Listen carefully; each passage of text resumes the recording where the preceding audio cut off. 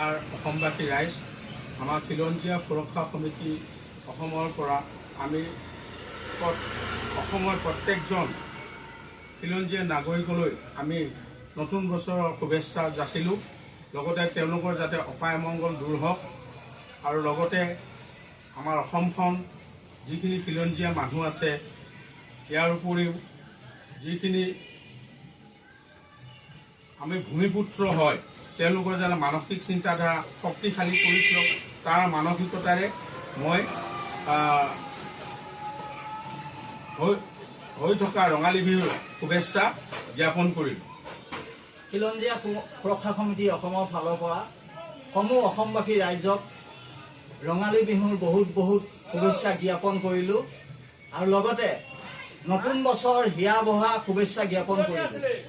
সকলোৱে যেন বছৰটো উন্নতি হয় সফল হয় সেইখিনিয়ে কামনা কৰিলোঁ আৰু লগতে ক'ব বিচাৰোঁ খিলঞ্জীয়া সুৰক্ষা সমিতি অসমৰ ফালৰ পৰা আমি কেইদিনমানৰ পৰা দেখিছোঁ অসমত অনা অসমীয়া বিহাৰীয়ে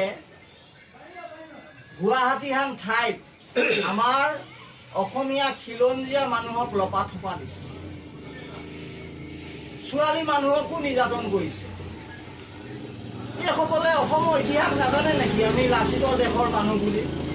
খিলঞ্জীয়া সুৰক্ষা সমিতি অসমে চাই আছোঁ আৰু সকলো অসমৰ খিলঞ্জীয়া ৰাইজক আমি অনুৰোধ জনাওঁ আমি সকলোৱে একত্ৰিত হ'বলৈ হ'ল, নহ'লে কিন্তু আমি অসমীয়া কৰি থাকিলে অসম ৰক্ষা নহ'ব।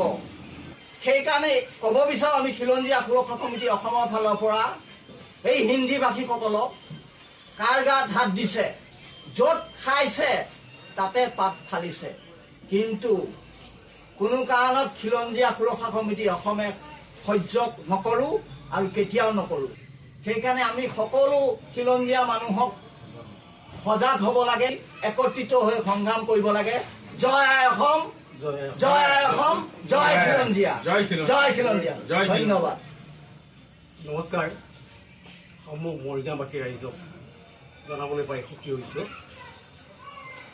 খিলঞ্জীয়া সুৰক্ষা সমিতি অসমৰ উদ্যোগত মৰিগাঁও জিলা সমিতিৰ সৌজন্যত অহা 10 বহাগ 24 এপ্ৰিল শুক্ৰবাৰে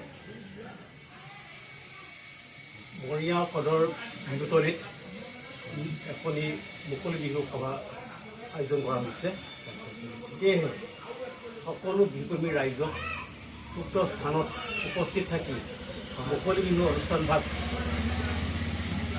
সহায় সাৰথি আৰু আগবঢ়াব বুলি আশা কৰিম।